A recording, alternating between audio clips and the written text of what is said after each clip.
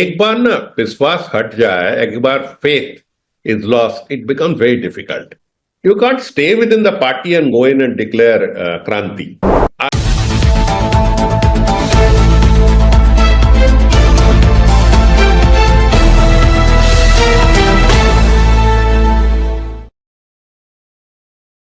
One of them is that Bengal में जो अभी जो संकट, जो समस्या, उसको तो निभाना पड़ेगा ना. So it's not happening. तो सरकार में किसी से कोई बात हुई हो, आला कमान से कोई बात हुई हो, या सुनने में आ रहा है कि वेस्ट बंगाल के चीफ मिनिस्टर ने आपको फोन भी किया उसके बाद कि अपने कि दोबारा से एक बार सोच लीजिए? हाँ, उन्होंने की थी, लेकिन मैंने तय कर लिया. I tell you the reasons. Number one, I am a misfit in politics. मुझसे पॉलिटिक्स नहीं बनने वाला है. Number two, I can speak in the Rajya Sabha and people say कि it is effective. I have to take. Number three is, मैं इस state का आदमी हूं, प्रेसिडेंट हूं. इस स्टेट में जो टर्मोइल चल रहा अभी, जो क्या कहूं, जो एब्सोल्यूट धमाका, इसको तो पहले संभालना पड़ेगा ना. तो मेरा कहना था कि इसको जरा संभालिए, एंड संभालने के लिए the best way of calling attention, drawing attention was the way I did it. If I did not go in for steps like this, I made only an honest request. कोई political party में कोई सुनता नहीं. It's not only this party or that party, कोई कहीं नहीं सुनते. वो अपने हिसाब से चलते. तो दादा कहाँ कमी रहेगी सरकार की तरफ से? स्टेप लिया. तो सरकार की तरफ से कहाँ कमी रहेगी, कहाँ एक्शन में आपको लगता है कि कहाँ कम रह गए वो? जैसा पहला दिन से ये प्रिंसिपल के खिलाफ जो शिकायतें थे ना, उस पर एक्ट करके अगर प्रिंसिपल को पहले दिन या सेकंड डे सस्पेंड कर देते तो इनसे आधे दम निकल जाते मूवमेंट. इस प्रिंसिपल को सस्पेंड नहीं करके इनको रिवॉर्ड कर दिया और एक जगह भेज के, and that actually started the movement. ये आपको समझना है. That's the major problem. तो वो badly handled, badly advised and badly handled. अभी भी जो कह रहे हैं ये पार्टी की, this is a political battle against two political parties, कुछ तो सही है. I mean, part of it is correct, but my concern is not your battle और our battle with CPIM and BJP. My concern is what do we do about the people's movement? What do you do about the people's movement? That's a genuine movement, na? You have to take that as genuine. You can't take that as कि हमारे खिलाफ वाम ने conspire कर रहा है, वाम conspire कर. That's not the correct attitude. There is a huge amount of public upsurge. And public upsurge because people in Bengal are super conscious, hyper conscious of political rights. Hyper conscious. Sir डॉक्टरों का protest हुआ because of this consciousness. Sir डॉक्टरों का protest हुआ, उसके बाद hospital में एक तरीके का वेंडलिज्म हुआ. इसमें आप किसको दोषी मानते हैं? कहीं रोका जा सकता था इस तरीके के वेंडलिज्म ना होना, या कहीं देखते हैं कि कहीं इसको रोक सकते थे हम? कौन से वेंडलिज्म के बारे में बात? हॉस्पिटल में जो हुआ 14 तारीख. जी. My problem is that early action is what matters. एक बार ना विश्वास हट जाए, एक बार faith is lost, it becomes very difficult. I am sure Mamata Banerjee with so much experience will still be able to regain the situation and come out. But problem is, people will remember. आज तक लोग बात करते 20 साल पहले, 30 साल पहले क्या हुआ था. People don't forget. This is a highly political state, na? This is not Mumbai where politics को बात नहीं करते लोग अपने धंधे पे, अपने काम पे घूमते रहते. This is a highly political state. And the women's movement must lead to something positive.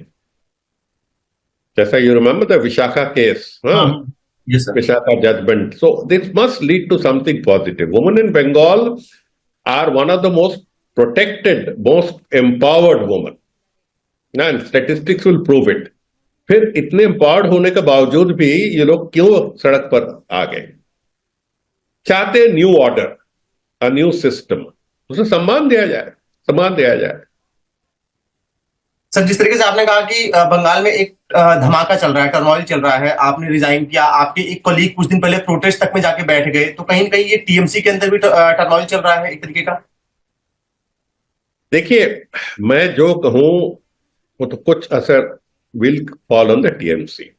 And that is the tragic reason that which why I left the TMC's MPship and came out. You can't stay within the party and go in and declare Kranti. ऐसा नहीं होता, कहीं नहीं होता. But the responsibility has to be fixed. Now, someone has to come forward and took the blame. Someone has to come forward, na sir? हाँ, somebody has to do it और क्या करो? Because the main aim, major aim, which people may like to listen or not like to listen, because we don't want the BJP here. We don't want, because this is a highly fragile state. यहाँ 30% मुसलमान है, बाहर वाले है, border state है, it affect the north east, सब कुछ मिला के बांग्लादेश के बॉर्डर में है, सब मिला के अगर if we land up with a communal setup here and a communal setup in Bangladesh, god help us. तो we don't want it, because हम जात पात उस पर विश्वास नहीं करते. We don't believe in all this. But if the TMC falls, there is nobody else. You are saying you are in politics. Huh? You are saying you are misfit in politics. So are you leaving? I'm a total misfit in politics. Politics का ये मुझे पसंद नहीं बिल्कुल. मैं राजनीति छोड़ रहा हूं, लेकिन नीति नहीं छोड़ूंगा. I continue to remain anti-communal. I continue to remain for human rights. अगर मोदी सरकार किसी को जेल में डाला फॉर सोशल मीडिया स्टेटमेंट, तो आई विल प्रोटेस्ट. अगर कोई सरकार कहीं भी they do this sort of a thing, freedom of expression पर हाथ लगाए, आई विल प्रोटेस्ट. पर सर, आप उन लोगों में से रहे हैं जो अमूमन रूलिंग गवर्नमेंट, चाहे टीएमसी हो चाहे जैसे, आप उनके एक्शंस को क्रिटिकल लेंस से देखते रहे हैं. तो आप हमेशा टीएमसी के जो भी एक्शंस होते थे उनको एक क्रिटिकल लेंस से देखते थे. तो आपको कहाँ लगता है कि कहाँ ये एकदम ये नौबत आ गई कि आपको एमपीशिप छोड़नी पड़ रही है? एमपीशिप मैं छोड़ना चाहता था. देखिए, एक बात सुनिए, you can't speak big against any party. मुझे एक पार्टी दिखाइए बीजेपी से शुरू करके कि you come up and speak against the ruling leadership, उसके बाद आप टीकेंगे? नहीं टीकेंगे. Can you do that in any party? तो can you do that in the Congress? You can't. तो even here I know that there will be guns out. तो मैंने बोला कि भाई मैं जा रहा हूं, चाहिए आप लोग को जो कहना था मैंने कह दिया, और मुझे कुछ टर्म मैंने छोड़ दिया, अब और किसी को दे दीजिए. तो आपने कहा कि आप पश्चिम बंगाल के बाशिंदे हैं, क्या स्थिति है अभी वहां पे? क्योंकि जिस तरीके से बीजेपी हो चाहे कांग्रेस हो कहते हैं एक पूरा लॉलेसनेस फैला हुआ है, sometimes they demand presidents rule. तो आपको क्या लगता है सर, क्या है वहां की, what is the current status? आप क्या कह रहे हैं? Presidents rule? सर, बीजेपी और कांग्रेस कई बार एलिगेशन लगाते हैं कि लॉलेसनेस है और जो है वो प्रेसिडेंट रूल तक डिमांड करते हैं. नहीं, वो तो ऑपोजिशन पार्टी के नाते से ये लोग बहुत कुछ कहेंगे, बहुत कुछ मांगेंगे, but presidents rule will be a stupid idea, will be a foolish idea. तब देखेंगे कि पूरा मूवमेंट उल्टा तरफ घूम गए. समझ गए ना? उल्टे हो जाएंगे. आज दिखाइए कहां कौन स्टेट में प्रेसिडेंट रूल करके आप बचा पाए स्टेट को. बंगाल में दो बार प्रेसिडेंट रूल किया था. एक 1967 में यूनाइटेड फ्रंट को हटाया गया, इंदिरा गांधी ने हटाई थी. बस उसके बाद जो सरकार आई, यूनाइटेड फ्रंट की सरकार आई, फिर विद 20% मोर वोट. फिर 69 में उसको दोबारा हटाया गया, उनको हटा दी. फिर दोबारा इलेक्शन में आई विद 20% मोर वोट. आप समझ गए ना, अस्मिता पर छूते हैं. तो वही दैट इज फुलिश आइडिया. वो कर भी नहीं पाएंगे. Courts will not agree. A government with such a comfortable majority, just because of this thing, breakdown of law and order and agitation are two different things. Breakdown of law and order, the definition has been given by the courts. So those who are making these statements, they are making foolish statements. They will not be able to sustain it.